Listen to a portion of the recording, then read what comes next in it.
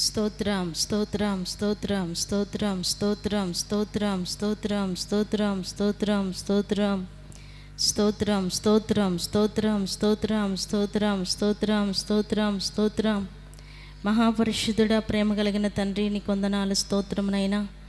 గడిచిన కాలమంతా మీ రెక్కల నీడలో దాచి ఆరోగ్యం ఇచ్చి ఆయుష్కాలమును పొడిగించి ఈ పునరుద్ధాన దినమందు నీ పరిశుద్ధమైన ఘనమైన నామమును స్తుతించటానికి తండ్రి మీ సన్నిధిలోనికి మమ్మల్ని అందరిని కూడా సమకూర్చినందుకు స్తోత్రం చెల్లిస్తున్నాం. కరెంటును, సిస్టమును, వాతావరణాన్ని మీరు స్వాధీనపరచుకున్నందుకు వందనాలు చెల్లిస్తున్నాం. మందిరములో అడుగుపెట్టుచున్న ప్రతి బిడ్డను మీరు ఆశీర్వదించి దీవించండి. కూడి వచ్చిన నీ బిడ్డలందరిని బట్టి నీకు స్తోత్రం అయ్యా. ఇంకా రావాల్సిన బిడ్డలను త్వరగా తీసుకుని రండి. వారి ప్రయాణం అంతట్లో మీరు తోడయ్యుండి క్షేమంగా తీసుకొస్తున్నందుకే స్తోత్రం చెల్లిస్తున్నాం. పాటల ద్వారా, వాయిద్యముల ద్వారా మీ నామానికి మహిమ తెచ్చుకొనండి అయ్యా. నీకు స్తోత్రం నైనా. ఆరాధన ద్వారా మీరే మహిమను పొందండి. సాక్ష్యముల ద్వారా, కీర్తన భాగము ద్వారా అయ్యా మీ నామానికి మహిమ తెచ్చుకోమని ప్రార్థిస్తున్నాం. మందిరములో అడుగుపెట్టుచున్న ప్రతి బిడ్డను మీ ఆత్మ స్వాధీనములోనికి తీసుకునండి అయ్యా. నీకు స్తోత్రమునైనా. నిన్ను స్తుతించి వారి ఆత్మతో సత్యముతో నిన్ను స్తుతించి ఆరాధించుటకు సహాయం చేయండి. మీ దాసుల నోట మీ వాక్కులను ఉంచండి. కూడి వస్తున్న ఒక్కొక్కరితో వాక్యములో నుండి మీరు మాట్లాడండి. మీరు మాట్లాడుచుండగా వినగల చెవి, గ్రహించగలిగిన హృదయం ప్రతి బిడ్డకి మీరు అనుగ్రహించి మహిమను పొందమని ప్రార్థిస్తూ, ఆరాధన ఆది నుండి అంతం వరకు మీరే అధ్యక్షులుగా, ప్రధాన యాజకులుగా, నడిపించే నాయకులుగా మా మధ్యలోనికి దిగి వచ్చి క్రమంగా మర్యాదగా జరిగిస్తూ ఉన్నందుకు నీకు వందనాలు, స్తోత్రం చెల్లించుకుంటూ సమస్త మహిమ, ఘనత, ప్రభావం నీకే చెల్లిస్తూ యేసు నామమున అడుగుచున్నాము తండ్రి, ఆమేన్.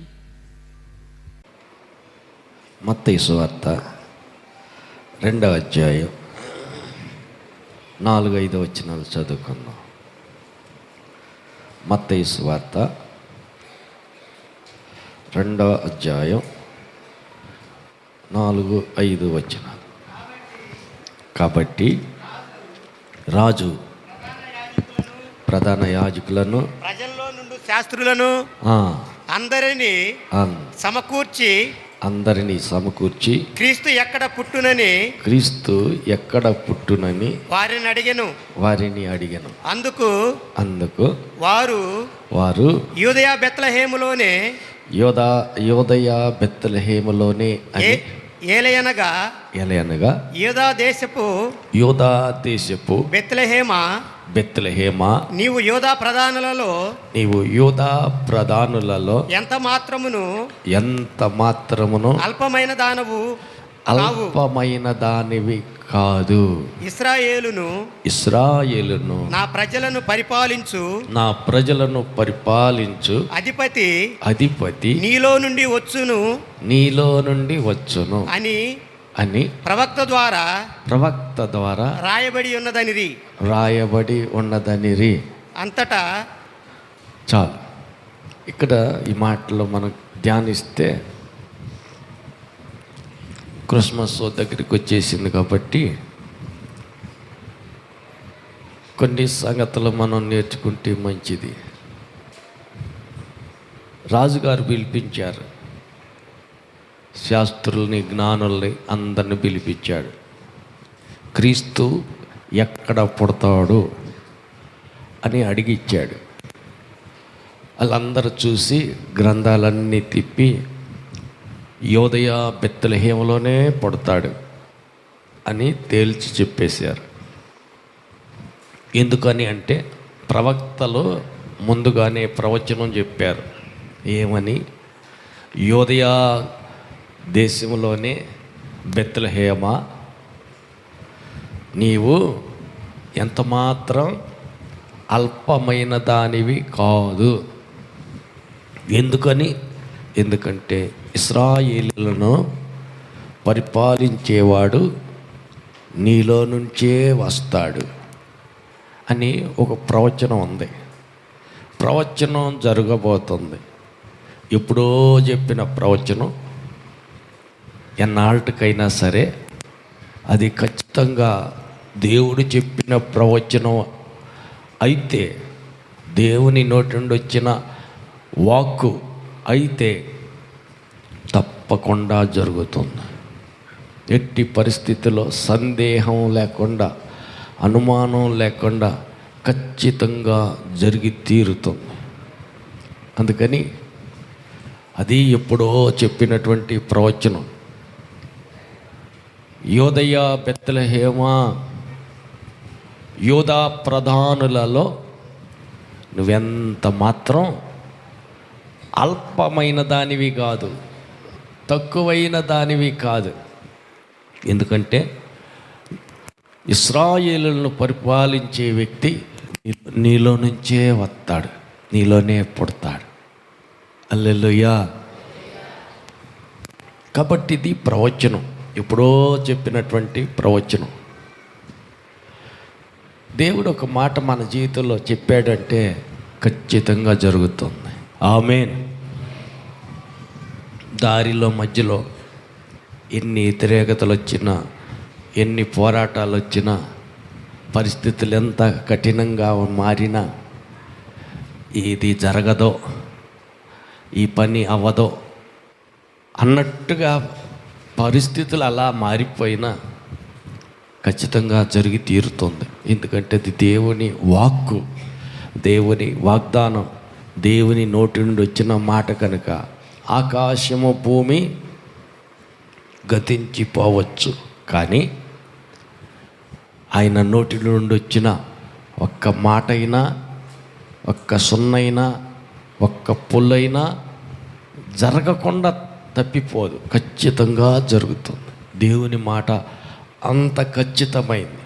బెత్లెహేమును గురించిన వాక్కు, ఇశ్రాయేలీలను పరిపాలించే రాజు ఆ బెత్లెహేములోనే పుడతాడని ఎప్పుడో చెప్పిన మాట నెరవేరింది. వాస్తవానికి ఈయన నజరేతులో ఉండేవాళ్ళు వీళ్ళు. అందుకే నజరేయుడైన యేసు అంటారు, బెత్లెహేమీయుడైన యేసు అని అనరు. దెయ్యాన్ని ఎలగొట్టేటప్పుడు బెత్లెహేమీయుడైన యేసు నామంలో పో అంటారా? ఆహా, మరి ఏమంటారు? నజరేయుడైన యేసు నామములో. అదేంది నజరేయుడైన ఏంది? అవును, వాళ్ళ ఊరు అదే. మరి పేరు ఎట్లొచ్చింది ఏంది? అవును, అది ప్రవచనం, అక్కడే పుడతాడని ప్రవచనం. హల్లెలూయా. మరి బెత్లెహేంకి ఎందుకు పోయారు? వీళ్ళు నజరేతు వారు కదా. అవును, బెత్లెహేంకి ఎందుకు పోయారు? అక్కడ మనకు చదివితే అర్థమవుతుంది. 2వ అధ్యాయం 1వ వచనం చూడండి. మత్తయి సువార్త 2వ అధ్యాయం 1వ వచనం. రాజైన హేరోదు దినములందు యోదయ దేశంలోని బెత్లెహేమునందు యేసు పుట్టిన పిమ్మట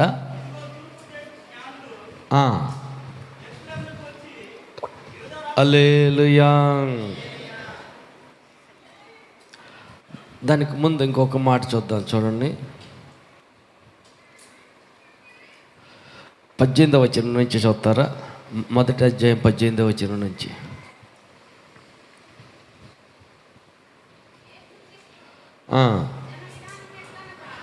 యేసు క్రీస్తు జనన విధం మిట్లనగా ఆయన తల్లి అయిన మరియా యేసేపునకు ప్రదానం చేయబడిన తరువాత వారు ఏకం కాక మునుపు ఆమె పరిశుద్ధాత్మ వలన గర్భవతిగా ఉండెను. ఆమె భర్త అయిన యోసేపు నీతివంతుడై ఉండి ఆమెను అవమానపరచనొల్లక రహస్యముగా ఆమెను విడనాడ ఉద్దేశించెను. హల్లెలూయా, హల్లెలూయా.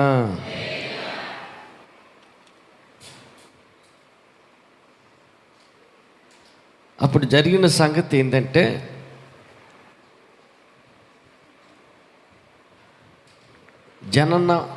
జనాభా లెక్కల కోసం వీళ్ళు చేరారు. ఎక్కడికి వెళ్ళిపోయారు? బెత్లెహేంకి వెళ్ళారు. నజరేతు ఊరిలో నుంచి క్రమం చొప్పున ఇలా లెక్కలు రాయించుకోవటం కోసం అని చెప్పి అక్కడికి వెళ్ళారు. లూకా సువార్త చూడండి ఒకసారి. లూకా సువార్తకి వెళ్దాం. చూడండి, లూకా సువార్త 2వ అధ్యాయం 1వ వచనం. ఆ దినములలో సర్వ లోకమునకు ప్రజాసంఖ్య రాయవలనని కైసరు ఔగుస్తు వలన ఆజ్ఞాయను. ఇది కురేనియా సిరియా దేశమునకు అధిపతి ఉన్నప్పుడు జరిగిన మొదటి ప్రజా సంఖ్య. అందరూ ఆ సంఖ్యలో రాయబడుటకు తమ తమ పట్టణములను విడిచి వెళ్ళిరి. దావీదు వంశంలో గోత్రంలోనూ పుట్టినవాడు గనుక తనకు భార్యగా ప్రదానం చేయబడి గర్భవతి అయి ఉండిన మరియతో కూడా ఆ సంఖ్యలో రాయబడుటకు గలిలయలోని నజరేతు నుండి ఎక్కడి నుంచి పోయాడంట? గలిలియాలోని నజరేతులో నుండి ఎక్కడికి వెళ్ళాడు? యూదయలోని బెత్లెహేమునకు దావీదు ఊరికి వెళ్ళాను. చాలు. హల్లెలూయా. సొంత ఊరు ఏ ఊరు? నజరేతు. నజరేతు ఊరిలో నుంచి బెత్లెహేము ఊరికి వెళ్ళాడు. ఎవరు ఊరు అంటది? దావీదు వాళ్ళ ఊరు. అది హల్లెలూయా. అది దావీదు వాళ్ళ ఊరు. దావీదు పుట్టింది కూడా బెత్లెహేములోనే. యేసు ప్రభు పుట్టింది కూడా బెత్లెహేములోనే. నజరేతు ఊరిలో నుంచి దావీదు ఊరైన బెత్లెహేముకి, నజరేతు నుంచి బెత్లెహేముకి ఎందుకు అక్కడికి వెళ్ళి అక్కడ కంటం ఏంటి? ప్రణాళిక, దేవుని చిత్తం, దేవుని ఏర్పాటు. దావీదు కుమారుడా యేసు, నన్ను కరుణించు అని గుడ్డివాడు కేకలేశాడే. భర్తిమై గుడ్డివాడు. ఆయనకి ఎట్ట తెలుసు? వాక్యం వింటల్లా, విన్నది గుర్తుంటల్లా. గుర్తుపెట్టుకుంటున్నారా, మర్చిపోతున్నారా? పక్కన అడగండి. ఆ గుడ్డి ఆయన కళ్ళు లేకపోయినా గుర్తుపెట్టుకున్నాడు. దావీదు కుమారుడా యేసు, నన్ను కరుణించట్టున్నాడు. అంటే దావీదుకి ఈయన కుమారుడు అవుతాడా? హల్లెలూయా. దావీదు పుట్టింది బెత్లెహేములోనే. ఆయన తరంలోని తర్వాత యోసేపు ఉన్నాడు. దావీదుకు సంబంధించినటువంటి యూదయా గోత్రంలో చెందినటువంటి యోసేపు ద్వారా అక్కడికి చేర్చబడాలని, బెత్లెహేములో యేసు జన్మించాలని ఒక ప్రణాళిక ఉంది. హల్లెలూయా. యూదయాలో బెత్లెహేమా, నువ్వెంత మాత్రం అల్పమైన దానివి కాదు. ఇశ్రాయేలును పరిపాలించేవాడు నీలో నుంచే వస్తాడు. అదేంది? ఎట్ట వస్తాడు? వీళ్ళు నజరేతుకు చెందిన వాళ్ళు కదా. ఆయనేమో నజరేతుకు చెందిన వాడైతే జనసంఖ్య లెక్కలోకి చేర్చబడటానికి అక్కడికి వెళ్ళారు. అక్కడికి వెళ్ళిపోతే సమయం ఆసన్నం అయింది. అక్కడే శిశువు పుట్టడం జరిగింది. అందుకని బెత్లెహేములో పుట్టాలని రాయబడింది. పుట్టిన తర్వాత జ్ఞానులు వచ్చారు. వీళ్ళకి తెలీదు సంగతి. రాజుగా పుట్టినవాడు ఎక్కడున్నాడో. మొత్తానికి ఈ ఊర్లోనే పుట్టింది. వెళ్ళి ఆరాధిద్దామని వచ్చాం. తూర్పు దేశం నుంచి వచ్చాం ఇక్కడికి. ఎక్కడ పుట్టాడో అడుగుదామని నేరుగా రాజుగారి దగ్గరికి పోయాను. ఏమండే రాజుగారు, ఇశ్రాయేలీలకు రాజుగా పుట్టినవాడు ఎక్కడున్నాడు? నేను ఇశ్రాయేలీలకు రాజునైతే ఇంకొక రాజు పుట్టాడా?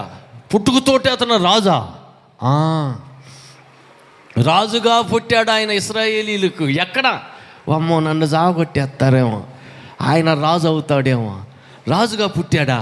అసలుకి మెస్సయ్య ఎక్కడ పుడతాడో చూడండి, క్రీస్తు జన్మం ఎక్కడ ఉంటుందో ఎతకండి అని జ్ఞానులందరినీ పిలిచాడు. భయంతో వణుగుతో గడగడలాడిపోతా, వామ్మ నన్ను దించేస్తారు కావాలా, అప్పుడు ఆయన ఇశ్రాయేలీల మీద రాజుగా పెడతారని హెరోదు ఆ రాజుగారు కంగారు పడ్డాడు. మొత్తాన్ని లెక్క చూశాడు. అయ్యా బెత్లెహేములోనే, ఎందుకంటే ఈ రీతిగా ప్రవచనం రాసి ఉంది, ఇక్కడే పుడతాడండి. అవునా?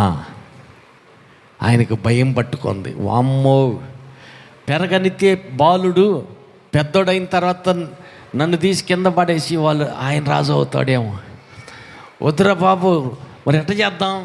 ఆయన చెప్పి ఎన్ని రోజులైంది? మీకు ఎన్నాళ్ళ క్రితం ఈ సంగతి తెలిసింది? మాకు దగ్గరగా ఈ వార్త చెవిని పడి 2 ఏళ్ళు అయింది.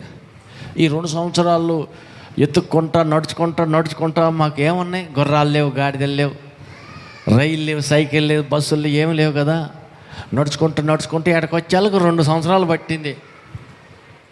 నక్షత్రం రాకముందు వార్త అందుకున్న వాళ్ళు రాజు ఇంటికి వచ్చి డైరెక్ట్గా అడిగేశారు.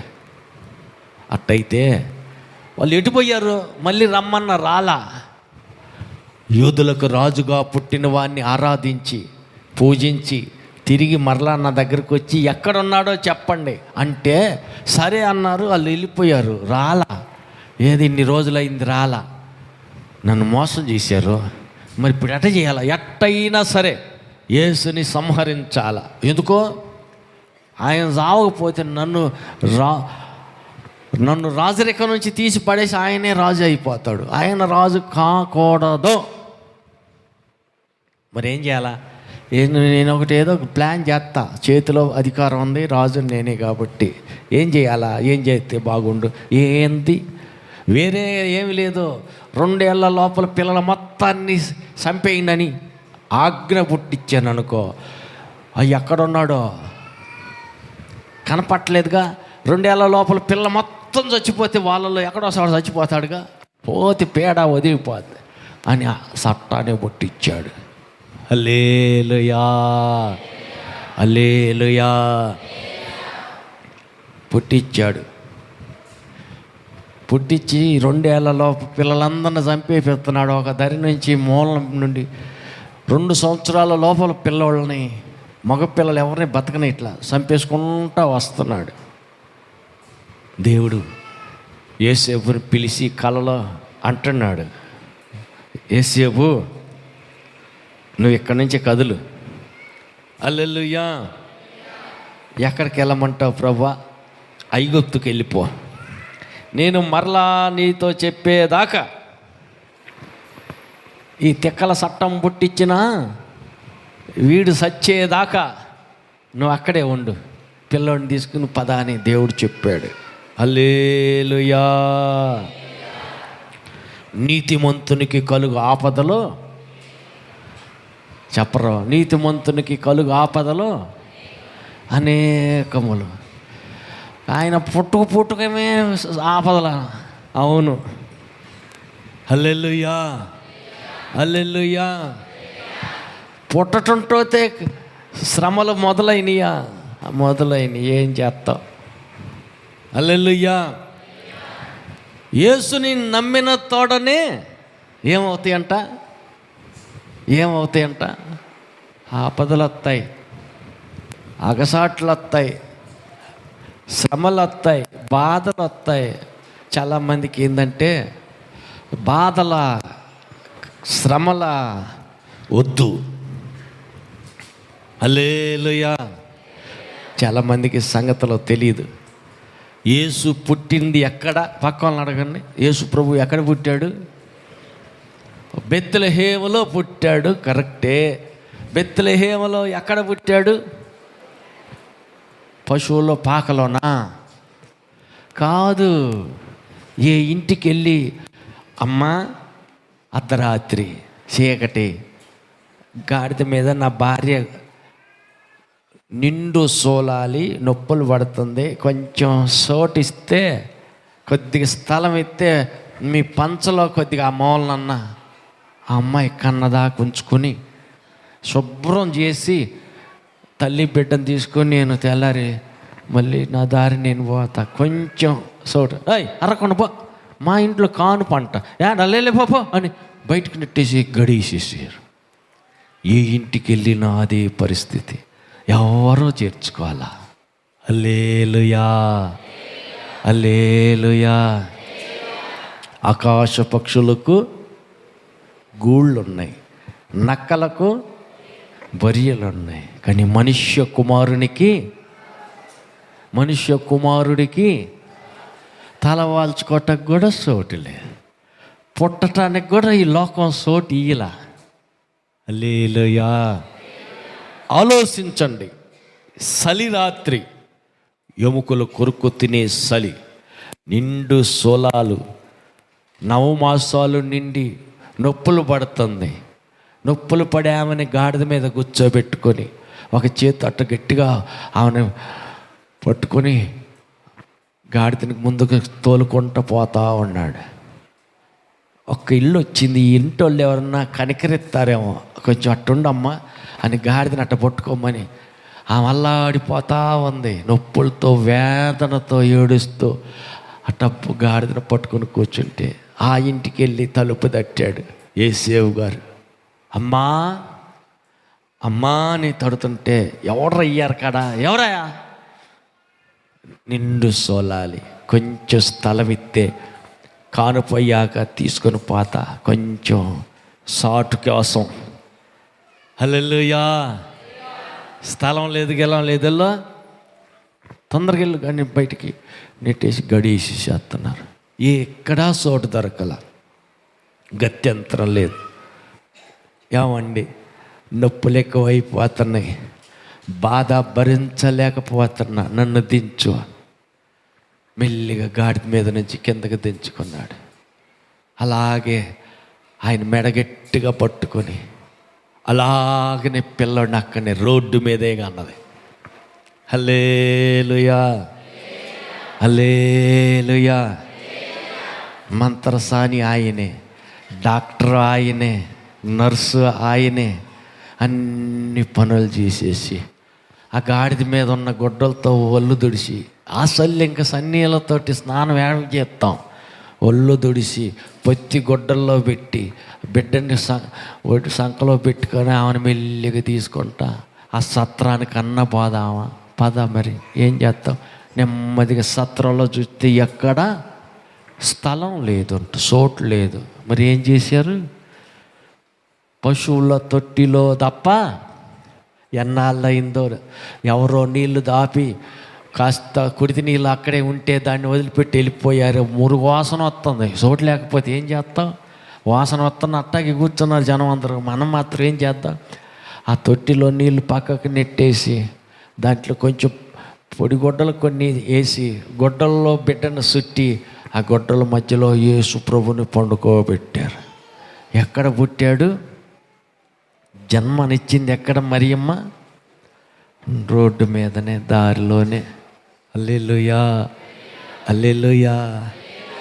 పుట్టడానికి కష్టాలే, పడుకోవటానికి కష్టాలే, చోటు లేదు. ఏం చేస్తావు?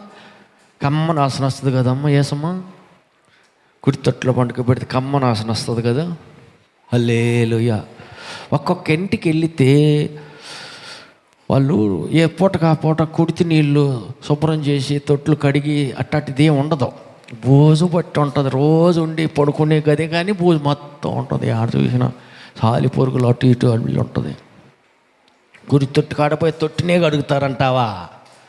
అంట్లు కడిగే అబ్బో ఎంత శుభ్రంగా ఉంటాయో. మంచి ఇల్లు గ్లాసుని తిప్పి తిప్పి చూడు, నీకు అర్థమవుతుంది. పప్పు చారు అక్కడే మరకలు ఉంటాయి.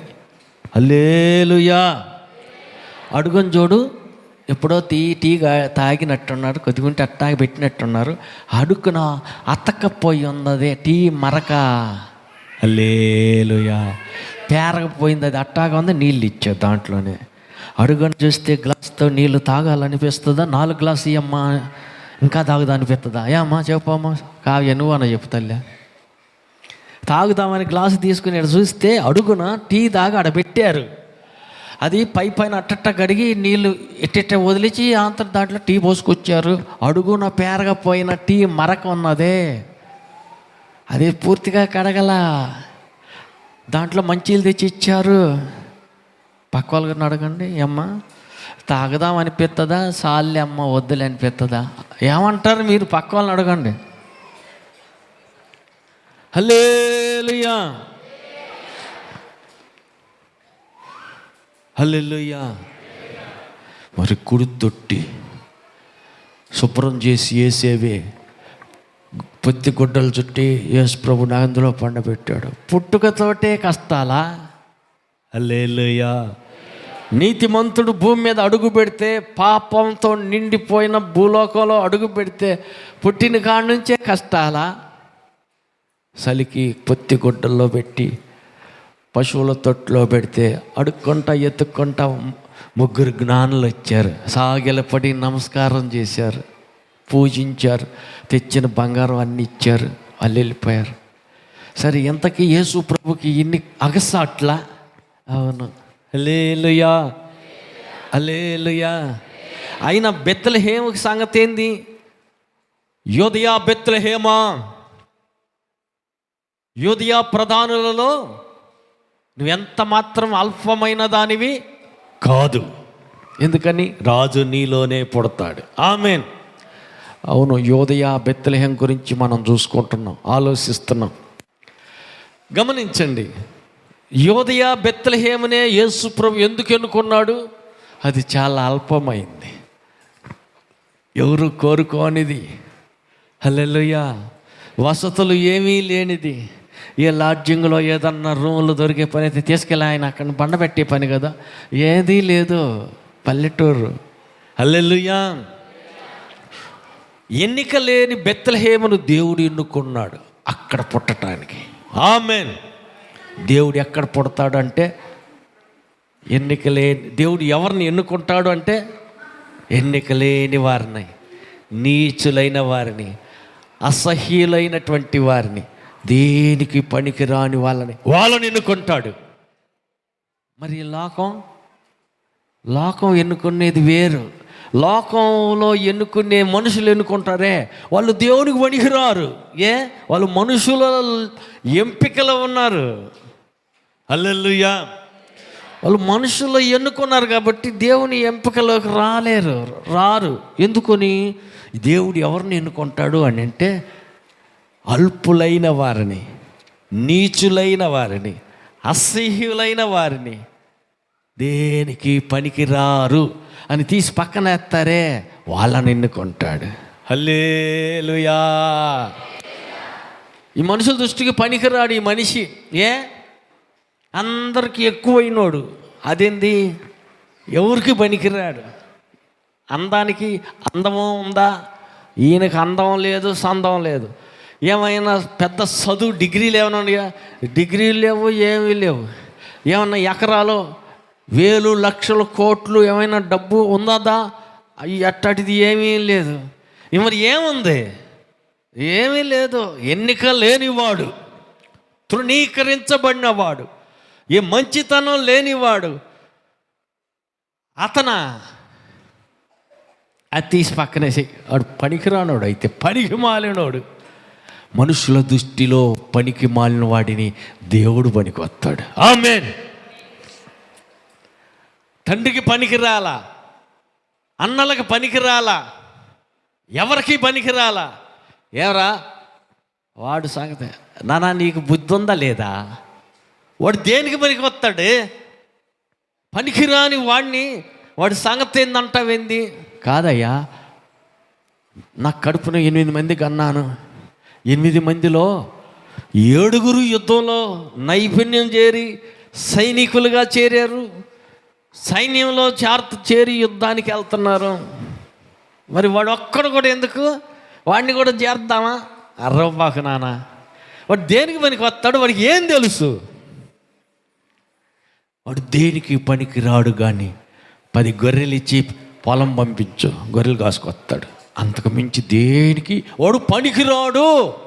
అంతేనంటావా?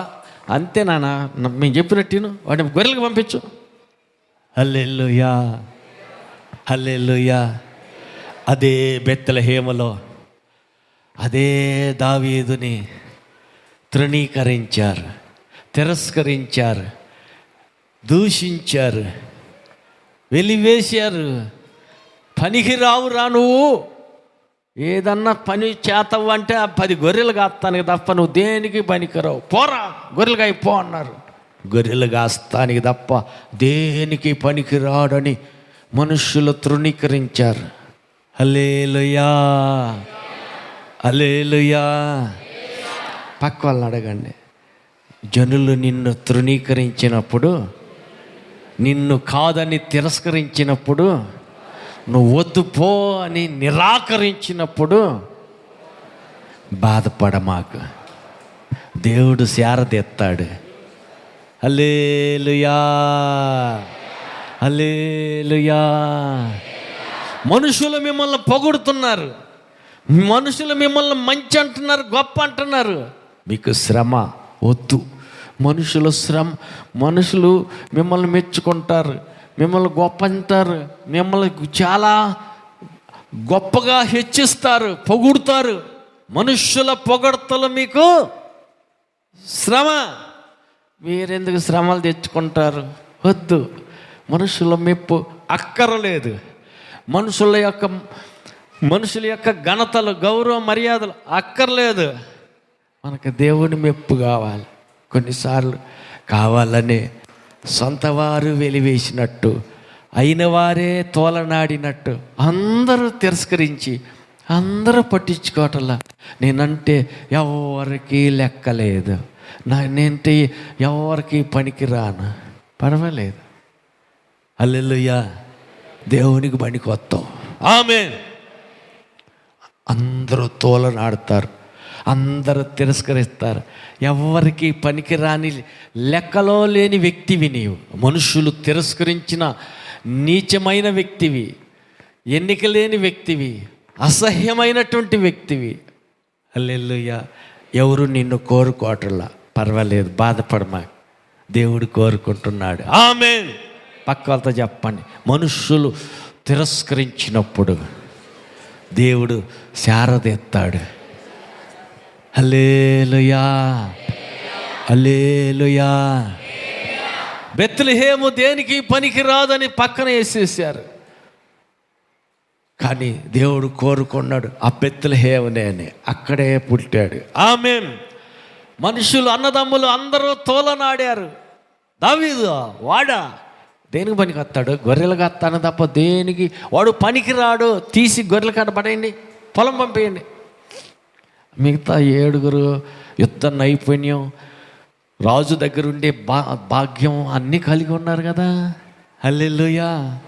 రాజు దగ్గర, ఈ లోక రాజు దగ్గర నీకు ఉండే ధన్యత దొరికిందంటే దేవుడి కాళ్ళు కాడకపోయి కాళ్ళు పట్టుకునే భాగ్యం కూడా నీకు దొరకదు. రాజుగారు ఆ పని చెబుతారు, ఈ పని చెబుతారు, ఆడే కాసుకొని ఉండాలి. Yes sir, okay sir, no sir, చెప్పండి సార్, అలాగే సార్ అంట. అక్కడ ఆయన కాళ్ళ కాడే కూర్చో, కానీ యేసయ్య కాళ్ళ కాడ అవకాశం లేదు కదా. హల్లెలూయా, హల్లెలూయా. మనుషుల దృష్టికి ధనవంతుడు అనుకున్నా నీవు దేవుని దృష్టిలో ఎవరివి అయ్యా? దేవుని దృష్టిలో ఏమవుతారంట? హల్లెలూయా. ఒక ధనవంతుడు ఉన్నాడంట, చాలా సంపాదించాడంట. సంపాదించింది ఏం చేయాలో అర్థం కాల. కొట్లన్నీ కట్టించాడు, అన్ని కొట్లు నిండిపోయినాయి. తర్వాత కుర్చీలో కూర్చుని అనుకుంటున్నాడు, నా ప్రాణమా తినుము, తాగుము, సుఖించుము. అనేక సంవత్సరాలకి సాలినన్ని ఏమొచ్చాయంటయ్యా? తేజ బాబు ఏమొచ్చినాయి అంట? అనేక సంవత్సరాలకి ఏమొచ్చినాయి? చాలా. అయ్యా గొర్రెలు ఏమొచ్చినాయి అంట? ఇట్లా ముందుకు రా, నువ్వేంది వెనక్కి పోయావు, ఎడకరా, నీ స్థానం అది కాదుగా. భలే ఓడివే, మర్చిపోతే అట్ట. బాగు చేసిన యేసై కాళ్ళు గట్టిగా పట్టుకోవాలా, యేసై కాళ్ళ కాడ కూర్చోవాలి. కానీ హల్లెలూయా. గమనించండి, మనుషులు ఈ లోకంలో ధనం కూర్చుకుంటే ఆ ధనం కల్లే సరిపోద్ది, దానికి దాసోహం చేస్తమే సరిపోద్ది. కానీ దేవుని కాళ్ళ కాడ కూర్చునే సమయం వాళ్ళకి చిక్కదు. ఎందుకని వాళ్ళ దృష్టికి డబ్బే ముఖ్యం. హల్లెలూయా. ప్రాణమా తిను తాగు సుఖించు. అనేక సంవత్సరాలకు సాలినన్ని ధనం, ఆస్తి, ఆహారం దాచిపెట్టా, తిను తాగు సుఖించు అంటున్నాడు. దేవుడు అంటున్నాడు ఏమని? ఒరే ఎర్రివాడా, ఈ రాత్రే నిన్ను సావగొట్టి నా దగ్గరికి రమ్మని పిలుస్తున్నా. నువ్వు సంపాదించిందంతా ఎవడి పాలైతే? ఉన్న వాళ్ళు ఎవరో వాళ్ళు తినిపోతారు. సంపాదించావు కదా, ఉన్నదనుకుని ఊగిపోయి ప్రాణమా తిను తాగు సుఖంగా ఉండు అనుకుంటున్నావు. కానీ ఈ ప్రాణంతో ఎన్ని రోజులు తింటావు అనుకుంటున్నావు? లేదు. హల్లెలూయా. ప్రాణం ఇచ్చింది నేను, ఆస్తి ఇచ్చింది నేను, ధనము ధాన్యం ఇచ్చింది నేను, అన్నీ ఇచ్చింది నేను కదా. ఇచ్చిన దేవుని విడిచిపెట్టి వచ్చినటువంటి ఆస్తి చూసుకొని ఏమనుకుంటున్నావు? ఎర్రోడా. దేవుడు అంటున్నాడు ధనవంతుని పట్టుకొని ఎర్రోడా. హల్లెలూయా. ఆయన ఏమనుకుంటున్నాడు? నేను ధనవంతుణ్ణి అనుకుంటున్నాడు. ఇంకొక ధనవంతుడు వచ్చాడు, నేను నిత్య జీవం పొందాలా, నన్ను ఏం చేయమంటూ యేసు ప్రభా అంటే, నిత్య జీవం పొందాలనుకుంటున్నావా? అదే ప్రభా, నిత్య జీవం పొందాలనుకుంటున్నా. అయితే ఒక పని చెయ్యి. ఏం చెయ్యాలా? ఇంటికి పోయి ఆస్తంతా అమ్మి పేదవాళ్ళకు పంచి తర్వాత వచ్చి నన్ను వెంబడించు. అంటే నిన్ను వెంబడించాలంటే ఆస్తి ఉండకూడదా? అది అడ్డుగోడ కదా, అది ఎంత ఉంటే దాన్ని చూసుకొనే సరిపోయా నీకు. హల్లెలూయా. అందుకని ఆయనతో చెప్పాడు, మొదట పోయి నువ్వు చేసే పని ఏంటంటే ఆస్తి అంతా అమ్మేసేయి, పేదవాళ్ళకు పంచేసేయి. తర్వాత వచ్చిన ఎనికీడితే వస్తే నేను ఉండు చోట నువ్వు ఉండేటట్టు పరలోకానికి అప్పుడు వస్తావు. అప్పుడు దాకా అవకాశం లేదు. ఇదేందయ్యా, నేను మొదలుకే ప్రేమ, నా ప్రేమ, నా ప్రాణం, నా ఆస్తి. హల్లెలూయా. నా ప్రాణం, నా జీవం, నా సర్వం, నా ఆస్తి. ఆస్తి అంటే నాకు ప్రాణం. హల్లెలూయా. మా ఆడోళ్ళు అంటే నాకు ప్రాణం. హల్లెలూయా. మా ఆయన అయితే నా ప్రాణం అంతా మా ఆయనే. హల్లెలూయా. హల్లెలూయా. ఎవరున్నా లేకపోయినా మా ఆయన ఉంటే చాలు, నాకు ఇంకేం వర్కర్లా. మా ఆయన నా ప్రాణం. హల్లెలూయా. హల్లెలూయా. హల్లెలూయా. సరే, ఇంటి మీద గోడ మీద రాసుకుంటే బాగుండు. ఏమని? మా ఆయన నాకు ప్రాణం అని గోడ మీద రాసుకో, పెద్ద అక్షరాలు. మీ ఇంట్లో నువ్వు మీ ఆయనే చూసుకుందరు. నువ్వు అనవసరం వాట్సాప్లో కూడా నా ఆయన, మా భర్త నాకు ప్రాణం అని రాత్రి ఊరు అందరు చూస్తారుగా. చూడండి ఏందంట. హల్లెలూయా. హల్లెలూయా. హల్లెలూయా. హల్లెలూయా. ప్రాణం ఇచ్చిన దేవుడు నీకు ప్రాణంగా ఉండాల. బ్రతికిచ్చిన దేవుడు నీకు ప్రాణంగా ఉండాల. మీ ఆయనే ప్రాణం అనుకుని ప్రాణం పోసిన దేవుని తీసి పక్కన పెట్టేసేస్తే ఏం బాగుంటుంది? మొదటి స్థానం దేవుడు ఉండాలి, దేవుడి తర్వాత మీ ఆయన ఉండాలి, తర్వాత నీ పిల్లలు ఉండాలి, తర్వాత నీ పొలం ఉండాలి, తర్వాత ఒక్కొక్క మెట్టు ఒక రూపంలో, ఒక లైన్ క్రమంలో ఉండాలి. హల్లెలూయా. నాకంటే ఎక్కువ తల్లినైనను, తండ్రినైనను, అన్నదమ్ములైనను, అక్క చెల్లెళ్ళైనను ఎవరైనా ప్రేమిస్తే వాళ్ళు నాకు ప్రాణమా? పాత్రులు కాదు, నాకు పాత్రులు కాదు, వాళ్ళు నాకు పనికిరారు, తీసేయి వాళ్ళని పక్కనే. హల్లెలూయా. అయ్యా రెడ్డిపాలెం చర్చి కల్లా పోయామయ్యా, వారం వచ్చిల్లా, సందాలు ఇచ్చిల్లా, ఉపవాసానికి కూడా పోతిమే, అన్నీ చేశాం. తలుపు తీయేసు ప్రభు అంటే, అక్రమం చెయ్యువారులారా మీరెవరో నాకు తెలీదు, నా ఎదురుగా గుమ్మం ముందు కూడా నిలబడబాకండి, పోండి పారిపోండి అంటాడు. అదేందయ్యా అట్ట? అన్నీ చేశాం కదా, క్రమం లేదు. దేవుడికి ఇచ్చే స్థానం దేవుని ఉంచవలసిన స్థానం వేరే వాళ్ళకో, వేరే దానికో, వేరే ఎక్కడో పెట్టేసేసారు. హల్లెలూయా. కాబట్టి మొదటి స్థానం దేవునికి ఇవ్వాలి. హల్లెలూయా. దేవుడు ఎవరిని ఎన్నుకుంటాడంటే ఆయనకు ప్రథమ స్థానం హృదయంలో, జీవితంలో ఎవరికి ఇస్తారు? వాళ్ళకే ఇస్తాడు. వాళ్ళనే ఎన్నుకుంటాడు, వాళ్ళనే ప్రేమిస్తాడు. హల్లెలూయా. గొర్రెలు కాసుకుంటున్నాడు, తీసుకొచ్చి సింహాసనం మీద పెట్టి రాజుని చేశాడు. ఆమేన్. గొర్రెల కాపరి దావీదుని సింహాసనం మీద పెట్టి రాజుని చేసేసాడు. ఎందుకంటే మనుషులకు పనికి రాలా, కులస్తులకు పనికి రాలా, అందరూ వెలివేసినట్టు ఇసిరేశారు. అడవిలో 10 గొర్రెలు ఇచ్చి గొర్రెలు కాసుకుంటా ఏం చేశాడు? నా ప్రాణం, నా జీవం, నా ఆధారం నీవే యేసయ్యా అని పాట పాడుకుంటా కూర్చున్నాడు. గొర్రెలు కాసుకుంటా ఆయన పాడుకుంటా, గొర్రెలు కాసుకుంటా ఆయనే ఆరాధిస్తూ ఉంటుంటే ఆయన గొర్రెలు కాసేవాడు దేవుడే. పెదపూలు వచ్చింది, సింహం వచ్చింది, ఎలుగుబంటి వచ్చింది, చీల్చి పక్కన పడేసి తీసుకొచ్చేసి మందలో కలిపాడు. అదేంటి ఎట్ట కుదిరింది? కాసుకునేవాడు ఆయనే, దేవుడు కాపాడుతున్నాడు. ఎందుకని ఈయన ఆరాధిస్తూ, దేవుని ధ్యానిస్తూ, దేవుని పూజిస్తూ ఆయన ధ్యాసలోనే ఉంటున్నాడు. మా నాన్నలు ఎంతకాలైతే మాత్రం కడగోటిగా పుట్టానని చిన్న చూపు చూసి గొర్రెల కాడకు పంపారు.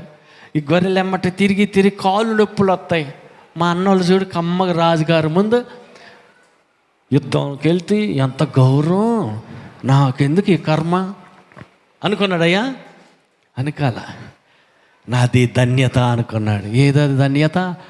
నా ప్రాణం, నా జీవం, నా ఆధారం నా దేవుడేనని దేవుని ఆరాధించుకునే, దేవుని పాదాలు కూర్చునే సమయం చిక్కింది. అందుకని దేవుడిని నన్ను గణపరచు వారిని నేను గణపరుస్తానన్న దేవుడు దావీదుని గణపరిచాడు. ఒక్కసారి గొర్రెల దొడ్డిల నుంచి ఎత్తి సింహాసనం మీద పెట్టాడు. గట్టిగా చప్పలు కొట్టండి.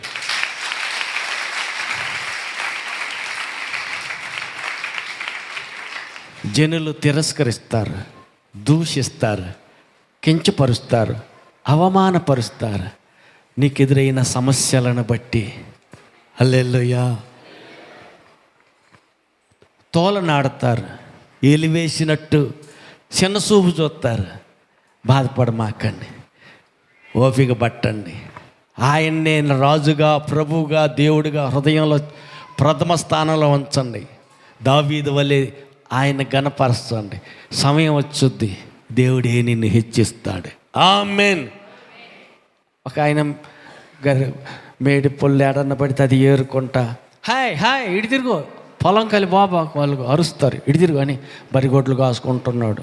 బరిగొడ్లు కాస్తున్నాడు. 4-5 బర్రెలు ఉంటే మేపుతా ఉన్నాడు. దేవుని స్తుతిస్తున్నాడు, ఆరాధిస్తున్నాడు, బర్రెలు కాస్తున్నాడు. హల్లెలూయా.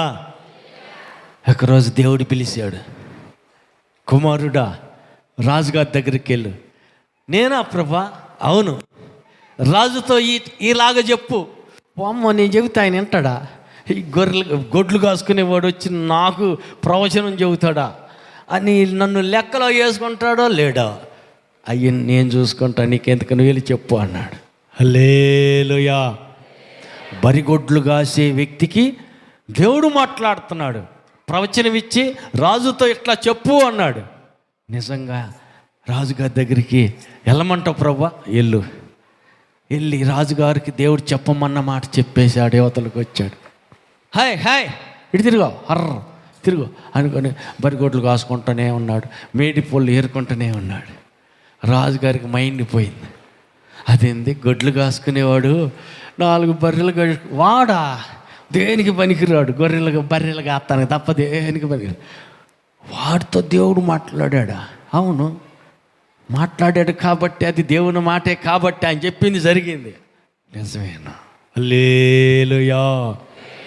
దేవుడు నిన్ను హెచ్చించే రోజు వచ్చుద్ది. హల్లెలూయా. దేవుడు తగిన సమయంలో నిన్ను ఉన్నత స్థితికి తీసుకెళ్ళి ఎత్తుగా పెట్టే రోజు ఒక రోజు వచ్చుద్ది. ఆమె ఇప్పుడు నాది ఏముంది, చదువా సంధ్య, నాకేముంది, ఏంటి అయ్యి జుమ్కీలా దండల, నాకేముంది, ముక్కు వేసరా ఏమైనా ఉన్నాయి, నాకేముంది, ఏమి లేవు, ఏముంది నా కాడ ఏముంది. హల్లెలూయా. అలా వాళ్ళకు ఉన్నట్టు నాకు కూడా ఏమన్నా తెల్ల తోలు ఉంటే బాగుండు, తెల్లని తోలు కూడా లేదు నాకు, ఏముంది నాకు, పర్వాలేదు, ఏది లేకపోయినా పర్వాలేదు, నీకు ఎవరు లేకపోయినా పర్వాలేదు, యేసయ్య ఎక్కడుంటే చాలు, ఆయనతో పలకరిస్తూ ఉంటే, ఆయన నీతో పలుకుతూ ఉంటుంటే చాలు.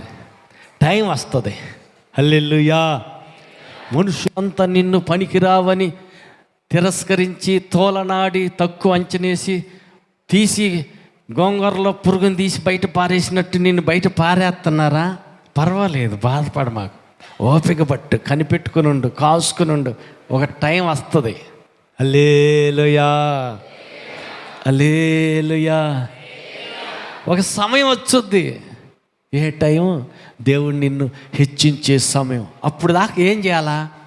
ఆయన చేతి కింద అణిగి మణిగి ఉండు. కొద్దిగా నేను లేస్తాను, నేను గొప్ప అని చెప్పుకుంటా, మాకు ఉండు, నేను హెచ్చించిన దాకా నా చేతి కింద ఉండు అని అనగదొక్కుతూనే ఉన్నాడు యేసయ్య.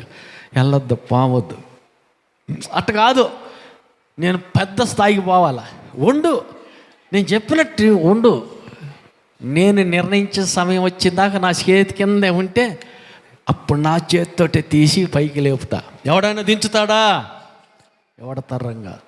బెత్లెహేమా, యోదయాలో ప్రధానుల మధ్యను అల్పమైన దానివి కాదు, ఇశ్రాయేలును ఏలువాడు అక్కడి నుంచే వస్తాడు. ఆమేన్. ఆమోసా, గొర్రెలు బర్రె గొడ్డలు తిప్పుకోవటానికి తప్ప దేనికి పనికిరాని ఆమోసా, నాదేముందయ్యా, బర్రెలు కాసుకోవటం తప్ప నాకేం తెలుసయ్యా.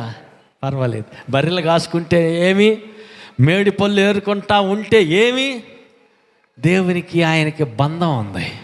ఆమేన్. దేవుడి మాట ఈయన వింటాడు, ఈయన మాట దేవుడు వింటాడు, అది కావాలా, చాలు.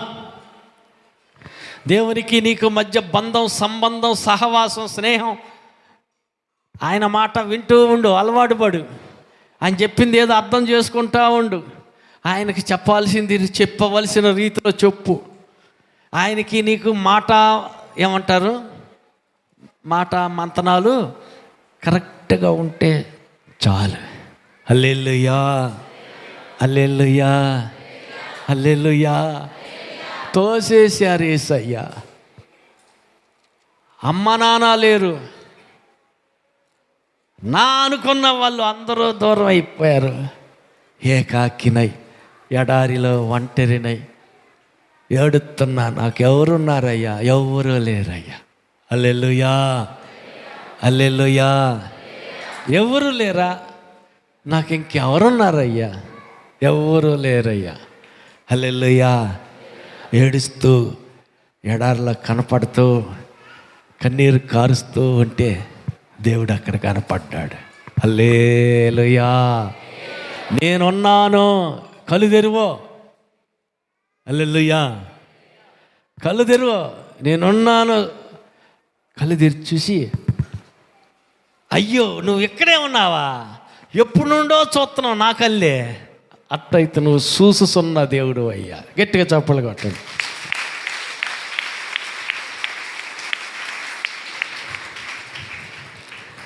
ఎవరు చూడకపోయినా పర్వాలా, దేవుడు నీ కళ్ళే చూస్తున్నాడు. హల్లెలూయా. పక్క వాళ్ళకి చెప్పండి, నిన్నెవరు చూడలేదని బాధపడగాకు, నిన్నెవరు పట్టించుకోవట్లేదని ఏడవగాకు, దేవుడు చూస్తున్నాడు. ఏదో ఆయన చూస్తున్నట్టు నాకేం తెలుసు, కనపట్టలేదుగా చూస్తున్నట్టుగా. హల్లెలూయా. ఆఖరు ఏడ్చినట్టు ఏడు, ఆఖరు కన్నీరు కార్చి అడిగినట్టు అడుగు.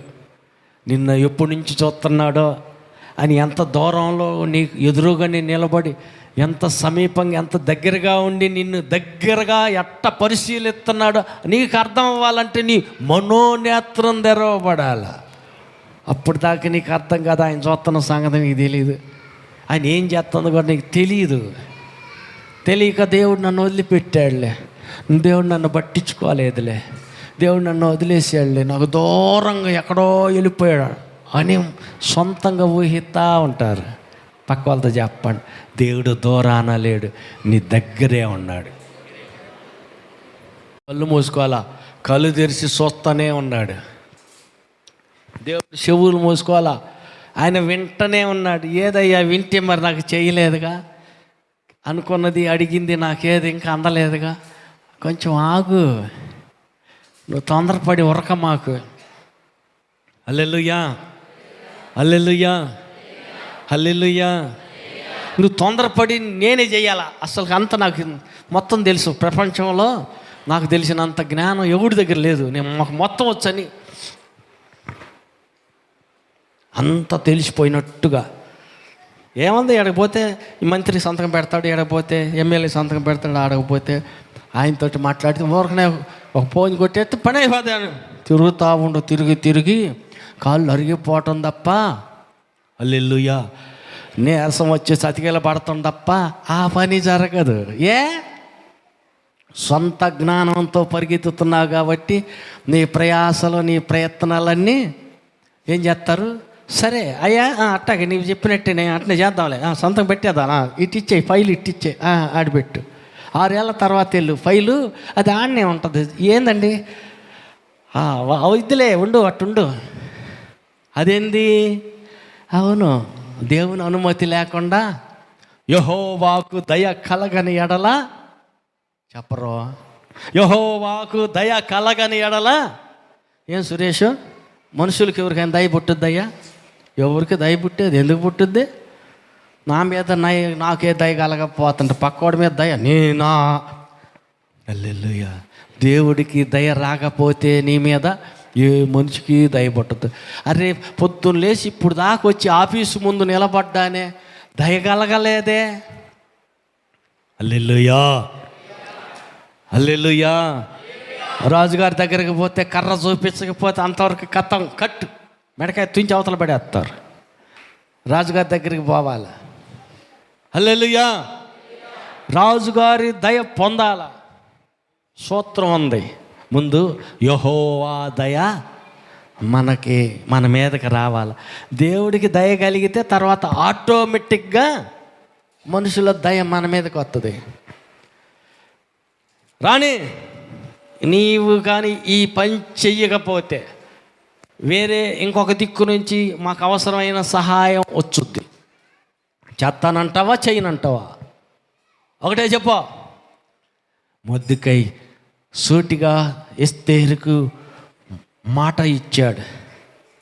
ఏం కావాలి చెప్పు, చేస్తానంటావా, చేయనంటా? బాయ్ చేస్తా, తొందరపడ మాకు, ఆగు. పనికత్తెల్లారా ఫాస్టింగ్ ప్రేయర్ 3 రోజులు. నేను 3 రోజులు ఉపవాసం ఉంటా, మీరు ఉపవాసం ఉండండి. ప్రార్థన చేద్దాం, కన్నీరు గారుద్దాం, ఆయన దయ కోసం కనిపెడదాం, ఏడుద్దాం, ప్రార్థన చేద్దాం. దేవుని దయ మన మీదకి వచ్చిందనుకో, రెడీ 1 2 3 పద. హల్లెలూయా. నేను వెళ్తున్నా, మీరు ప్రార్థన చేయండి. రాజుగారి దగ్గరికి వెళ్తున్నా. ఇప్పుడు రాజు దగ్గర రావాలంటే ముందు 3 రోజులు ఉపవాస ప్రార్థన కావాలి కదా. చేశారు కదా, అయిపోయింది కదా, వెళ్తున్నాను కదా.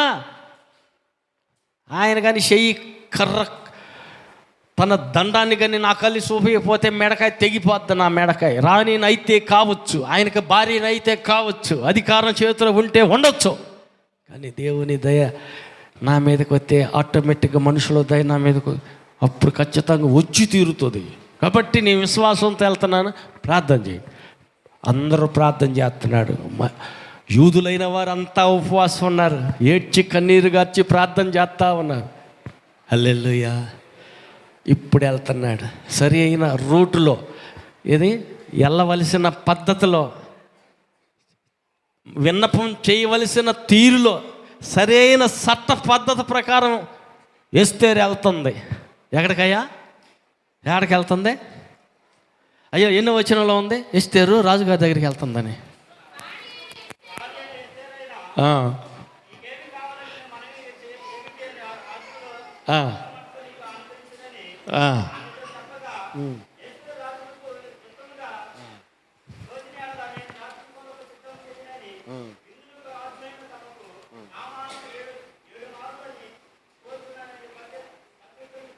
హల్లెలూయా.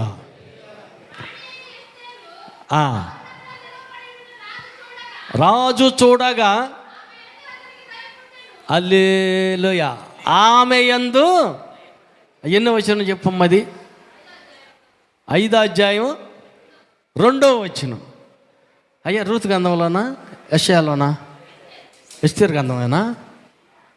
యారు చదువుతున్నావు? అందుకే ఇటు జాగ్రత్త వాక్యం విను, కరెక్ట్గా ఆ సందర్భం కరెక్ట్గా గుర్తుపెట్టుకుని అంత తీసేయాలి. ఆమేన్. రాజుగారి దగ్గరికి వెళ్ళేసరికి రాజుకు దయ కలిగిందంట. ఎస్తేరు మీద రాజుకు దయ కలిగిందంటే దయ కలగటానికి కలిగేటట్టు ముందు ఏం చేసింది? 3 రోజులు ఉపవాస ప్రార్థన చేసింది. దేవుడికి దయ కలగని ఎడల మనుషులకి ఎవరికి మన మీద దయ పుట్టదు. హల్లెలూయా.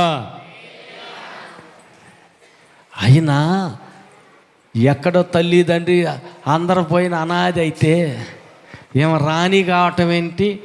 రాజుగారి దగ్గరికి వెళ్తే రాజుగారికి ఈమె మీద దయ కలగటం ఏంది? అవును, రాజు దయ ఈ మీదకి వచ్చిందంటే ముందు దేవుని దయ పొందుకొని పోయింది. హల్లెలూయా, హల్లెలూయా. దేవునికి అవిధేయత చూపుతూ దేవుని ఏ ఒక్క మాట పాటించకుండా దేవుని ఆజ్ఞల్లో ఏది ఒక్కటైనా చేయకుండా, దేవా నువ్వు జాలి గల్లవాడవే కదా, గంట కోటకు వెళ్ళను కానీ నువ్వు చెప్పినా ఆదామన్న చెప్పిన ఎవరు చెప్పినా నేను గంట కోటలో కూర్చున్నాను కానీ నా యందు దయదలిసి ఈ పని త్వరగా చేసి పెట్టుము. చేసేస్తాడు కదా.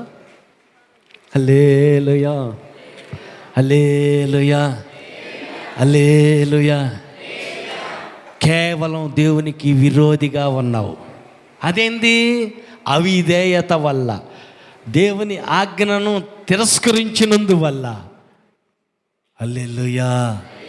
ప్రతిరోజు ప్రతి గంట ప్రతి గడియ కావచ్చు గొర్రెలు కాసేవాడే, కానీ ధ్యానం అంతా ధ్యాస అంతా ఎక్కడుంది? దేవుని మీదనే ఉంది. ఆమేన్. మేడి పళ్ళు ఏరుకుంటా బర్రెలు కాసుకుంటా బరిగొడ్లు కాసుకునే కాపరే కావచ్చు, పనికి పనే, ప్రార్థనే, ప్రభుతో సన్నిహిత బంధం ఉంది. ఆమోసుకు ఏముంది? దేవునికి ఆమోసుకు సరి అయిన సహవాసం, సరి అయిన సంబంధం ఉంది. అందుకని ఏంది ప్రభా ఏం చేయమంటావు? రాజు దగ్గరికి వెళ్ళు, ఈ మాట చెప్పు. సరేనయ్యా చిత్తం. హల్లెలూయా. బాలుడైన సమూయేలు మందిరంలోనే ఉన్నాడు. దేవుడు పిలుస్తున్నాడు. ఏం తాత పిలిచావా? లేదు నాయనా, నేను నిన్ను పిలవలా. 4-5 ఏళ్ళ పిల్లవాడు. తాత పిలిచాడని ఏలీ తాత పాస్టర్ తాత దగ్గరికి వెళ్ళి అడుగుతున్నారు. పిలిచావా? లేదయ్యా, పడుకోపో. మళ్ళా వచ్చాడు. తాత మళ్ళీ పిలిచావుగా? నేను వచ్చా. నేను పిలవలేదు బాబు. హల్లెలూయా. మళ్ళీ వస్తున్నాడు. అర్థమైపోయింది దేవుడు పిలుస్తున్నట్టున్నాడు. రాజు దేవుడు మనుషులతో మాట్లాడి చాలా కాలం అయింది. చాలాటికి ఈ పిల్లవాడి పరిశుద్ధత, అర్హత, యోగ్యత, దేవుని స్వరం వినగలిగినటువంటి స్థితిలో ఆ పిల్లవాడు దేవుని దృష్టికి పనికొచ్చినట్టున్నాడు. అందుకే అతనితో మాట్లాడుతున్నాడు. అనుకుని బాబు ఈసారిగా నా స్వరం వినపడితే ఏం చెబుతావు? యెహోవా మరలా సమూయేలును పిలువగా సమూయేలు లేచి ఏలి యొద్దకు పోయి, చిత్తము నువ్వు నన్ను పిలిచితివి కనుక వచ్చేతనని. అయితే అతడు, నా కుమారుడా, నేను నిన్ను పిలవలేదు, పోయి పండుకొనుమనెను. సమూయేలు అప్పటికి యెహోవాను ఎరుగకుండెను. యెహోవాకు అతనికి ఇంకా ప్రత్యక్షం కాలేదు. యెహోవా 3వ మారు సమూయేలును పిలవగా అతడు లేచి ఏలీ దగ్గరకు పోయి, చిత్తము నీవు నన్ను పిలిచితివే, ఇదిగో వచ్చితిననగా ఏలీ, యెహోవా ఆ బాలుని పిలిచినని గ్రహించి, నీవు పోయి పండుకొమ్ము, ఎవరైనా నిన్ను పిలిచిన ఎడల యెహోవా నీ దాసుడు ఆలకించుచున్నాడు, ఆజ్ఞ ఇమ్మని చెప్పమనెను. సమూయేలుతో అనగా సమూయేలు పోయి ఆ స్థలమందు పండుకొనెను. తరువాత యెహోవా ప్రత్యక్షమై నిలిచి ఆ రీతిగా సమూయేలు సమూయేలు అని పిలువగా సమూయేలు, నీ దాసుడు ఆలకించుచున్నాడు, ఆజ్ఞ ఇమ్మనెను. అంతటి యెహోవా సమూయేలుతో ఇలాగు సెలవిచ్చెను, ఇశ్రాయేలీలలో నేనొక కార్యము చేయబోచున్నాను, దానిని విను వారందరి చెవులు గింగురుమనును. నేను ఇలా చేయబోతున్నా, ఇశ్రాయేలు ప్రజలకి నేను ఇలా చేయబోతున్నా, అందరి చెవులు గింగురుమంటాయి. హల్లెలూయా. ఎవరితో మాట్లాడుతున్నాడు? దేవుడు ముసలవాడైన ఏలీ పాస్టర్తో కాదు మాట్లాడుతుంది, బాలుడైన సమూయేలుతో మాట్లాడుతున్నారు. ఎందుకని? తాత అనుభవం ఎక్కువ ఉంది, కానీ సీనియారిటీ ఎక్కువే ఉంది, కానీ సేవ చేసి చానాల నుంచే చాలా అనుభవాలతో సాగుతూనే ఉంది, కానీ చెప్పటానికి ఆయన మాట పంచుకోవటానికి దేవునికి ఏమంటారు, అనుకూలమైనటువంటి సరి అయిన వ్యక్తిగా లేడు, పనికిరాడు. అందుకే తాతను పక్కన పెట్టి బాలుడైన సమూయేలుతో మాట్లాడతాడు. హల్లెలూయా, హల్లెలూయా. అంటే దేవునికి అనుకూలంగా ఉండాలి. ఈ పని చేయటానికి ఆమోసు పనికి వచ్చాడు. నేను చెప్పిన మాట వింటాడు, విన్నది అర్థం చేసుకుంటాడు, తీసుకెళ్ళి ఈ మాట చెప్పమన్నది చెప్తాడు, పని జరుగుతుంది. ఆమోసుకు చెప్పాడు, బాలుడైన సమూయేలుకు చెప్పాడు. హల్లెలూయా, హల్లెలూయా. గొర్రెలు కాసుకుంటున్న దావీదుకు చెప్పాడు. హల్లెలూయా. ఎందుకని? అవును, ఆయనకి ఏమంటారు, ఎవరైతే చెప్పిన మాట వింటారో అంతే కదయ్యా. వినేవాడికి చెబుతారు, కానీ అమ్మా చెప్పిన మాట వినేవాడికి చెబుతాడు, కానీ ఈ మాట ఈ మనిషికి చెబితే పని అయ్యిద్ది మనకి. వినని వ్యక్తికి చెప్పిన మనిషికి చెప్పిన పని చెయ్యడు. వాళ్ళ దగ్గర మొత్తుకోవటం అనవసరం అనుకున్న వ్యక్తికి చెబుతాడా? చెప్పడు. దేవుడు ఎవరి కోసం ఎదురు చూస్తాడంటే విధేయులైన వారి కోసం. ఆమేన్. ఆయన మాట జాగ్రత్తగా విని ఆ ప్రకారం చేసే వాళ్ళ కోసం కనిపెడతా ఉంటాడు. నోవహు, జలప్రలయం రాబోతుంది, నీ కోసం నీ ఇంటి వారి కోసం వాడ సిద్ధం చెయ్యి అన్నాడు. చిత్తం ప్రభు అన్నాడు, కట్టేశాడు. హల్లెలూయా. మిగతా వేరే ఎవరికి చెప్పినా పని చెయ్యరు. నీళ్ళే లేవు, శినికే లేదు, మంచే లేదు, వారు జల ప్రళయం అంట. ఆడ తెచ్చుకొని అయ్యా జల ప్రళయం వచ్చుద్దంట, వచ్చినప్పుడు చూద్దాంలే. వాళ్ళు ఎవరు లోబడే వాళ్ళు లేరు. హల్లెలూయా. లోబడే వాళ్ళు లేరు. లోబడని అవిధేయుల కోసం కాదు ఆయన ఎదురు చూస్తుంది. చెప్పిన మాట వెంటనే విని దాని ప్రకారం ఎవరు చేస్తారా అని వాళ్ళ కోసం ఎత్తుక్కుంటా ఉంటాడు. యేసుని లోకానికి పంపాలా? ఎవరా యోగ్యత కలిగిన వ్యక్తి అనంటే మరియ కనపడింది. దయాప్రాప్తురాల, నీకు శుభం, కొడుకుని కంటావు, యేసు అనే పేరు పెట్టు. హల్లెలూయా, హల్లెలూయా, హల్లెలూయా. కాబట్టి నోవాహు దగ్గరికి వచ్చి, ఈ తరం వారిలో నీవు నాకు నీతిమంతుడిగా కనపడ్డావు, ఓడగొట్టో. హల్లెలూయా. కాబట్టి దేవుడు ఎన్నుకునేది ఎవరిని అంటే బెత్లెహేమును ఎన్నుకున్నాడు. అల్పమైంది కదా, దాన్ని ఎవరు ఎన్నుకోరు, దేవుడు ఎన్నుకున్నాడు. ఆమేన్. దావీదుని ఎన్నుకున్నాడు, గొర్రెల కాపరే కదా, మనుషులకు పనికిరాడు కదా, అయితేనే దేవుడికి పనికొస్తాడు. ఆమేన్. ఆమోసుని ఎన్నుకున్నాడు. అదేంటి, బరిగొడ్లు కాసుకునేవాడు తప్ప దేవుడికి ఎవరు దొరకలేదా? హల్లెలూయా. గొర్రెలు కాస్తుంటే వెళ్ళి పొద మండుతుంది ఏందో చూద్దామని మోషే నిలబడితే మండుతున్న పొదలో నుంచి దేవుడు మాట్లాడుతున్నాడు. మోషే, ఇశ్రాయేలులో 430 ఏళ్ళు బానిసలుగా దాసులుగా ఉన్నారు, వాళ్ళని బయటికి తీసుకురావాలా, ఎల్లు. ప్రభా, నేనా నత్తోడిని కదయ్యా. హల్లెలూయా. వేరే ఇంకెవరు నన్ను పంపకూడదు, నేను వనికొత్తానా?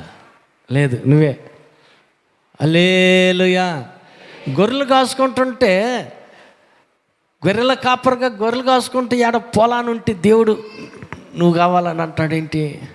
నేను నత్యుడినని సాకు చెప్పినా తప్పించుకుందామని, ఆ కుదరదులే, పర్వాలేదులే అని అంటాడేంటి?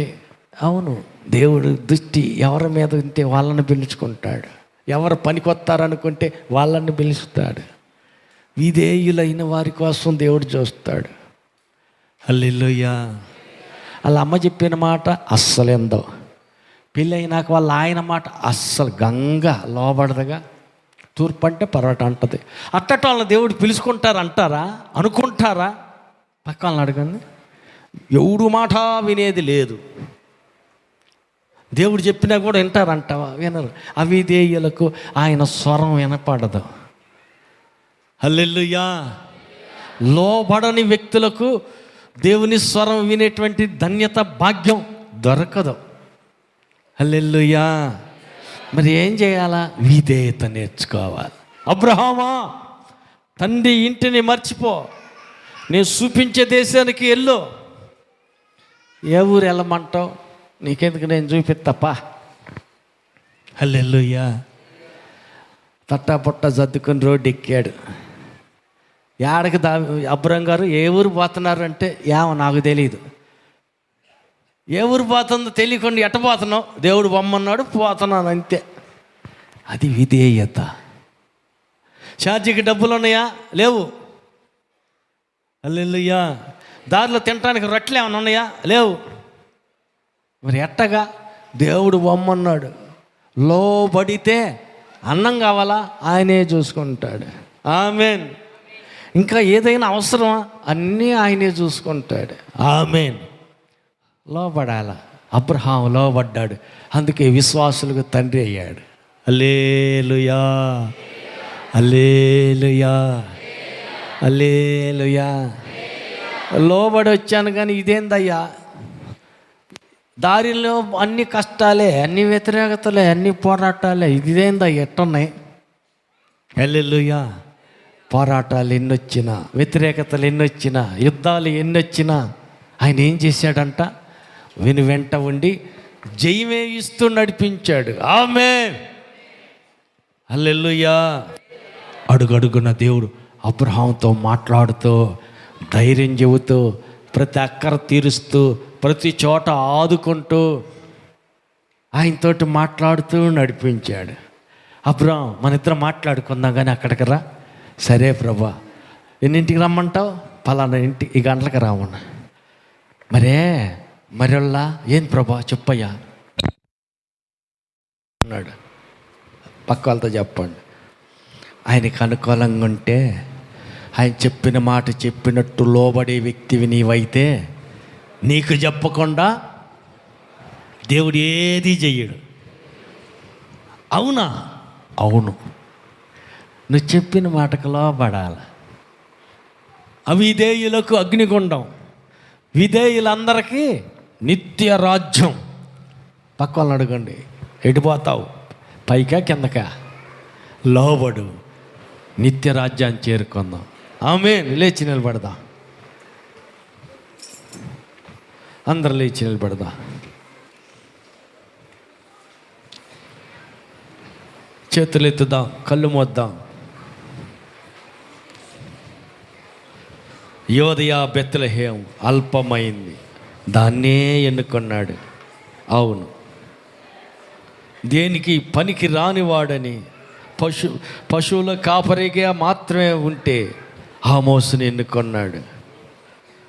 దేనికి పనికి రాడని గొర్రెల గాస్తానికి పంపిస్తే, గొర్రెల గాసే వ్యక్తిని దేవుడు దావీదుని ఎన్నుకున్నాడు. అవును, నీతిమంతునిగా ఆయన దృష్టికి లోబడే వ్యక్తిగా కనపడినటువంటి నోవాహుని ఎన్నుకున్నాడు. చెప్పినది చెప్పినట్టు చేసే అబ్రహామును ఎన్నుకున్నాడు.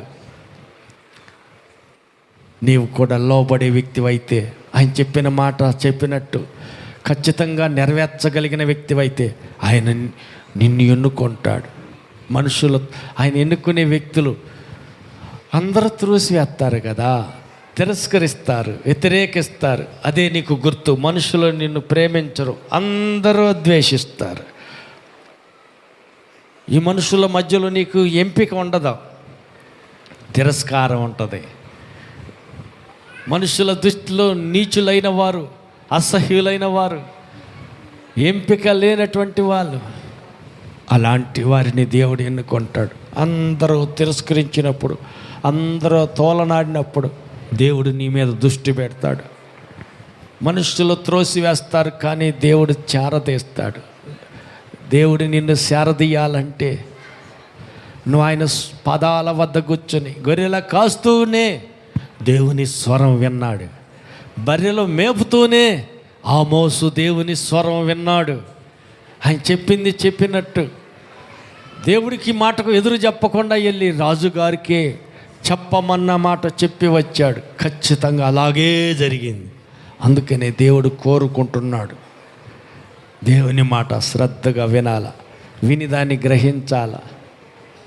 దేవుని మాట విధేయత చూపే వ్యక్తివైతే దేవుడు నిన్ను ఎన్నుకుంటాడు. కాబట్టి దేవా, నీవు కోరుకునే వ్యక్తి లిస్టులో నన్ను కూడా ఉంచయ్యా. ఎక్కడ అవిధేయత చూపానో క్షమించండి, ఎక్కడ నీ మాట తిరస్కరించానో క్షమించండి.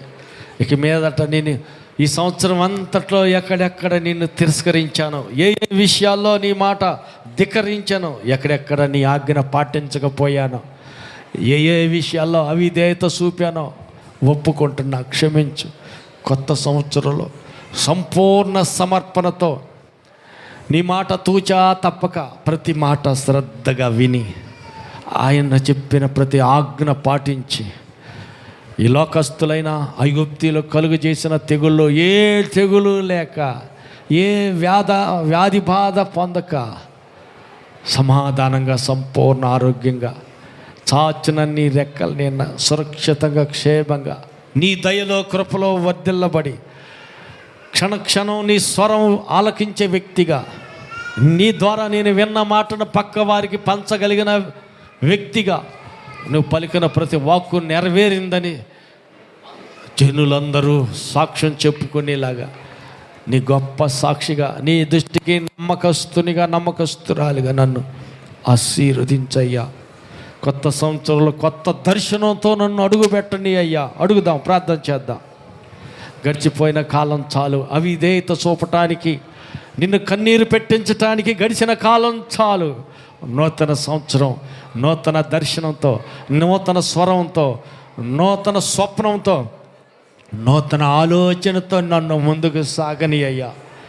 బలిష్టమైన నీ రెక్కల నీడన తగిన కాలం వచ్చే వరకు, నీవే నన్ను హెచ్చించే వరకు అణిగి మణిగి ఒదిగి నన్ను నేను తగ్గించుకొని దీనుడినై దీనురాలునై ఒదిగి నీ హస్తపు నీడన నీ నడిపింపులో నేను ఉండే కృపయ్యయ్యా. అడుగుదాం. గర్విష్ఠులను తీసి పక్కన పెట్టి దీనులైన వారిని దేవుడు వాడుకుంటాడు. నాలో ఎక్కడైనా గర్వం, అహంకారం తలెత్తినట్టయితే తీసివేయండి, క్షమించండి. నూతన సంవత్సరంలో నా బ్రతుకులో నేను ఎక్కడ గర్విష్టిగా, అహంకారిగా, ఇతరులు తక్కువ అంచనా వేసే వ్యక్తిగా నేను కనపడకూడదయ్యా. నువ్వు వాడుకునే పాత్రగా, నువ్వు నమ్మిని ఎవరికో చెప్పమన్న మాట నేను చెప్తానని నా యందు నీవు నమ్మక ఉంచగలిగిన వ్యక్తిగా, నమ్మకస్తురాలుగా చెయ్యయ్యా. నమ్మకస్తునిగా నన్ను చెయ్యయ్యా. అవిధేయత చూపినటువంటి సౌలు తీసి పక్కన పెట్టి విధేయత చూపిన దావీదును సింహాసనం ఎక్కించావు.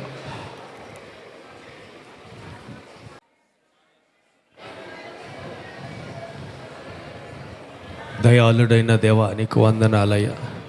గర్విష్ఠులను ఎదిరించి దీనులకు కృప చూపించే దేవుడా, నీచులైన వారు, మనుషుల దృష్టికి ఎన్నిక లేని వారు, అసహ్యులైనటువంటి వారిని నువ్వు ఏర్పాటు చేసుకుంటావని, మనుషుల దృష్టిలో ఎన్నిక లేని బెత్లెహేముని ఎన్నుకున్నావు. మనుషులకు ఇంటి వారికి ఎక్కువైపోయి త్రోసివేయబడిన దావీదుని ఎన్నుకున్నావు. గొడ్లు కాసుకొని, మనుషుల దృష్టిలో లెక్కలో లేని బరిగొడ్లు కాసుకొని ఆ మోసుని ఎన్నుకున్నావు. అవును స్వామి, అందరూ తోలనాడి త్రోసివేసిన ఆగరు వైపు చూశావు, ధైర్యపరిచి నీలో నుంచి రాజులను పుట్టిస్తానని మాట్లాడి ధైర్యపరిచావు. ఈరోజు ప్రపంచ నలుదిశలకు పెట్రోల్ అమ్ముతున్నది హాగరు సంతానమే. నీ ఆశీర్వాదం ఎక్కడికి పోలేదయ్యా. హాగరు కన్నీరు వృధా కాలేదయ్యా. అవును స్వామి, నీవు మాట్లాడే వ్యక్తులుగా, నీవు నమ్మదగిన వ్యక్తులుగా, ఫలానా వ్యక్తిని నేను నమ్మి ఒక మాట చెబితే వారు ఖచ్చితంగా చేస్తారని నీ దృష్టిలో పడిన వ్యక్తులుగా అనేకుల మా మధ్యలో నుంచి లేపుదురుగాక. డైరెక్ట్గా వారితో మీరే మాట్లాడుదురుగాక. నీవు చెప్పిన పని ఖచ్చితంగా వారు చేసేవారని వారిని నమ్మి వారికి ఒక బాధ్యతను అప్పగించుదురుగాక. చీకటి సామ్రాజ్యాన్ని వారి కాళ్ళ కింద సాతాను యొక్క కబంధ హస్తాల్లో నలిగిపోయిన వారిని బంధకాలు తెంచువారిగాను, సాతాను సామ్రాజ్యం కూలదోసేవారిగాను అభిషేకం ఇచ్చి నీ బిడ్డలకొక్కరిని వాడుకుందురుగాక. నీ రాజ్య వ్యాప్తిలో నీ బిడ్డలకొక్కరిని నీ స్వరం వినగలివారిగాను, నీ ముఖ దర్శనం చేయగలిగిన వారిగాను, నశించనేక ఆత్మలను క్రీస్తు కొరకు సంపాదించగలిగిన సంపాదకులుగా మారుదురుగాక. నువ్వు చెప్పినటువంటి ప్రతి పని నెరవేర్చువారుగా నీకు నమ్మకస్తులై నిలుచుదురుగాక. మనుషుల చేత తోలనాడబడి, తిరస్కరించబడి, వెలివేయబడి, చిన్న చూపు చూడబడినటువంటి వారిని ధైర్యం తెచ్చుకోండి. మీరు నా దృష్టిలో ఉన్నారు, నేను మిమ్మల్ని వాడుకోబోతున్నానని ధైర్యపరిచినందుకు నీకు వందనాలయ్యా. వాడుకోండి, ఒక్కొక్కరిని బలపరచండి, వారి పక్షాన నీ ఉన్నావని రుజువు చేయమని, అర్పించబోతున్న కానుకను అంగీకరించమని, దేవాని బిడ్డలు తినబోతున్న ఆహార పదార్థాలను పరిశుద్ధపరిచి ఆశీర్వదించమని, రాలేకపోయిన బిడ్డలను క్షమించి మరో సమయమైన నీ సన్నిధి యొక్క ప్రాధాన్యతను గుర్తించువారుగా గ్రహించు జ్ఞానం ఇచ్చి ఆశీర్వదించమని కోరుతూ ఇన్ని బిడ్డలందరినీ గాయపడి మీ హస్తాలకు సమర్పిస్తూ ఘనత మహిమ ప్రభావం అంతా మీకు చెల్లిస్తూ మహిమతో మధ్యాకాశానికి రానయ్యున్న మా ప్రభు రక్షకుడైన యేసు నామములో ప్రార్థించి వేడుకుంటున్నాము తండ్రి, ఆమేన్. మన ప్రభువైన యేసు క్రీస్తు కృపయో, తండ్రి అయిన దేవుని ప్రేమయో, పరిశుద్ధాత్మని యొక్క అన్యోన్య సహవాసం కూడి వచ్చిన మనకును సర్వలోక పరిశుద్ధులందరికీ సదాకాలం తోడయిండి నడిపించునుగాక. ఆమేన్. హల్లెలూయా, హల్లెలూయా, హల్లెలూయా. ఆమేన్. అందరికి వందనాలు.